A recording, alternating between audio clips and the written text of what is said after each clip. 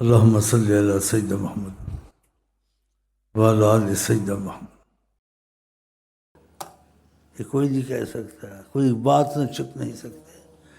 ایک دفعہ ایسے ہی بیٹھے ہوتے، صدیوں گزر گئے، کہا چند عورتیں بیٹھی ہوئی تھیں اور وہ باتیں کر رہی تھیں، ان کی باتیں ساری بتائیں، صدیوں کی۔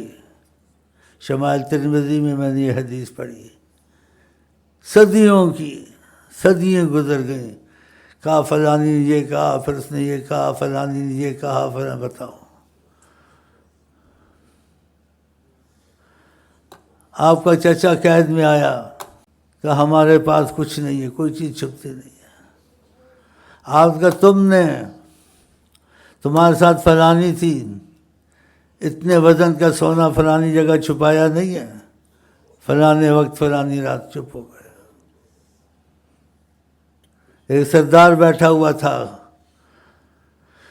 دل میں خیانت رکھتا تھا، لیکن ظاہر میں تابع ہو کے آپ کے سامنے بیٹھا ہوتا کہ میں غلام بننے آیا ہوں۔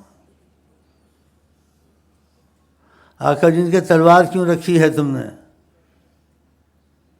کہا تلواروں کا ستیہ ناش جائے، کبھی آپ کے سامنے ان کا کچھ وقت ہے، اس قسم کی باتیں کرنے لگ گیا۔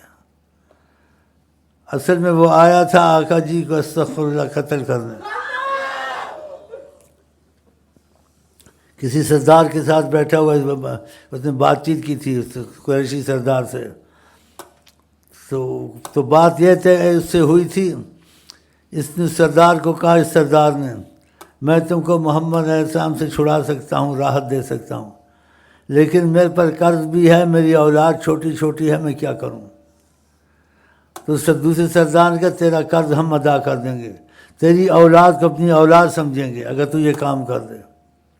تو اس بری نیت سے آیا۔ اب یہ بات کہاں ہوئی، کس وقت ہوئی، کون سا وقت زمانہ تھا، وقت تھا، ٹائم تھا، تھوڑی اس وقت کو یہ چیزیں تھیں، سائنس والی کے پتہ چل جاتا۔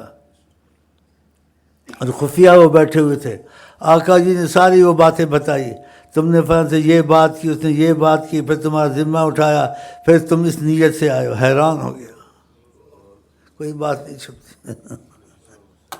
سبحان اللہ، سبحان اللہ۔ چلے کوئی گل نہیں چھپتی۔ ہم تم کو ایک ایک کو جانتے ہیں قیامت تک۔ کہا میں تم میں سے ہر ایک کو جانتا ہوں، ایسے جانتا ہوں جیسے 5 کلیان گھوڑا چھپ نہیں سکتا، تم میں سے چھپ نہیں سکتے۔ مشرق مغرب خربوں عربوں سب کو جانتے ہیں، آپ کے کمالات میں سے۔ چلیں جی۔